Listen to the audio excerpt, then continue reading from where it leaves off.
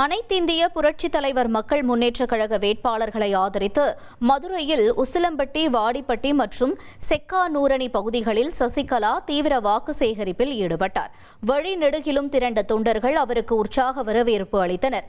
தென்னந்தோப்பு சின்னத்தில் போட்டியிடும் தனது கட்சி வேட்பாளர்களுக்கு வாக்களிக்குமாறு சசிகலா மக்களிடம் கேட்டுக் கொண்டார்.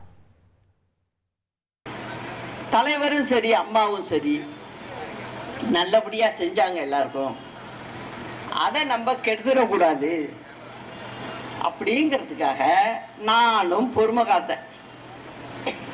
ஒரு கட்டத்தில் என்ன ஆயிட்டு, திமுகவுக்கும் இவங்களுக்குமே உறவு இருக்கிற மாதிரி வெளியில தகவல்கள் வர ஆரம்பிச்சிட்டு. திமுகவை யார் பேசுறா? நான் ஒரு ஆள் தானே பேசிக்கிட்டு இருக்கேன், வேற யாரும் பேசுறது இல்லையே.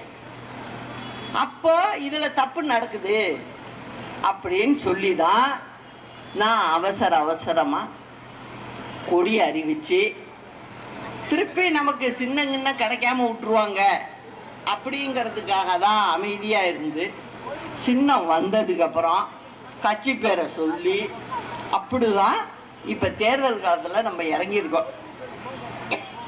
நான் யாரையும் நம்பல, உங்களை நம்பியிருக்கேன், தமிழ்நாட்டு மக்களை நம்பியிருக்கேன். காரணம் என்னன்னா, 39 வருஷமா இதை தவிர எனக்கு வேற எதுவும் தெரியாது.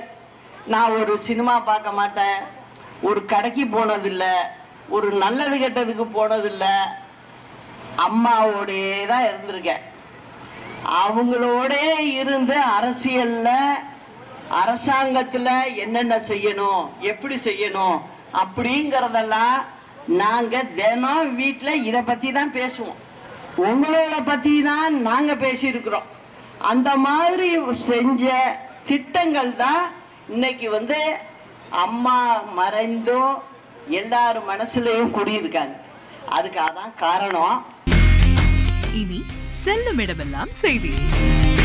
தந்தி டிவியின் வாட்ஸ்அப் சேனலை ஃபாலோ பண்ணினா செல்ல இருக்கும் இடமெல்லாம் செய்தி. இதோ QR கோட் இப்பவே ஸ்கேன் பண்ணுங்க, ஃபாலோ பண்ணுங்க.